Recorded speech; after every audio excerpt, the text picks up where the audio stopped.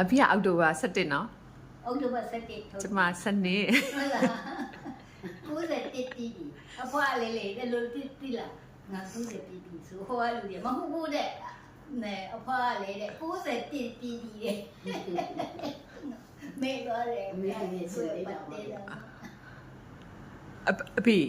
အောက်တိုဘာမွေးတဲ့လူတွေကဘယ်လိုနေလဲ အေးတူက carefree ပဲဘာမဆို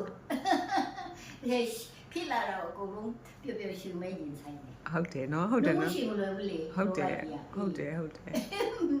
သမီးလည်းအဲ့လိုပဲလုပ်နော် ဟုတ်တယ်ချစ်လိုက်တာ ပင်ပန်းနဲ့ ဟုတ်တယ်ဟုတ်တယ် သူပင်ပန်းလိုက်တာမပြောလုံးလုံးပဲလို့ပင်ပန်းတာသူကြည့်ပါဦးသူတာပင်ပန်းနေ ချစ်လိုက်တာပြီးရယ်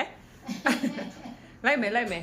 ယ်ဖြစ်သွားပို့ရင်လိုက်မယ်နော်လိုက်မှာ အဲဆူတောင်းပြီးတင်းစားပြီးတော့ပြန်မယ်နော် โอเคအေးစမ်းသွားမယ်အဲ့ဒါလိုက်ခဲ့မယ်